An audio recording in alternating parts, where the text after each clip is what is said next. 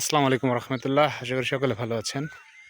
আর আজকে মূলত একটু অফিস থেকে আগে আসার কারণে চলে আসলাম হচ্ছে আমাদের যে ঘাস লাগাইছিলাম, তো এগ্রোর জন্য, মূলত ওই ঘাস খেতে দেখার জন্য। তো এর আগে খবর নিয়ে শুনতে পাইছিলাম যে আসলে ঘাস অতটা বেশি হয় নাই, মোটামুটি হচ্ছে। এর আগে ইউরিয়া সার দেওয়া হয়েছিল, আর বোনার সময় আপনার হচ্ছে গিয়ে পটাশ প্লাস হচ্ছে ইউরিয়া সাথে মিশিয়ে দেওয়া হয়েছিল আর কি। তো এখন আইসা দেখতেছি যে ঘাস হইছে, আর দেখতে পাচ্ছেন যে অতটা ঘন না, একটু পাতলা হয়েছে। বাট এইটা একটু ফিল আপ হবে যখন কিনা আবার একটু বড় হবে এবং ঘন হবে, তখন একটু দেখা যাবে আর কি।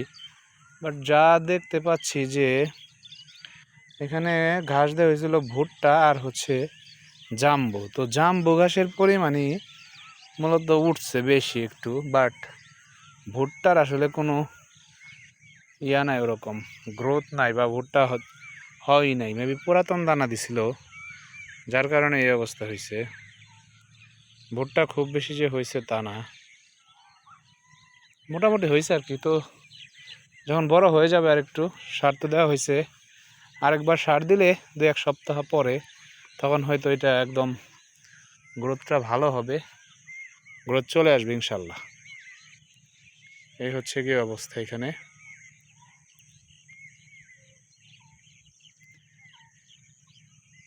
আসলে কোনো অ্যাগ্রো করতে গেলে ঘাসের বিকল্প নাই, কাঁচা ঘাস ছাড়া কোনো অ্যাগ্রো ওইভাবে পরিচালনা করা যায় না।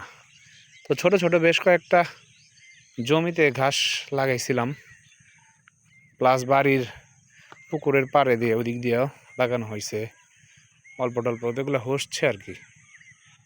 এই হচ্ছে আপাতত অবস্থা। তো তুলনামূলক খুবই কম জ্বালাইছে দেখতেছি।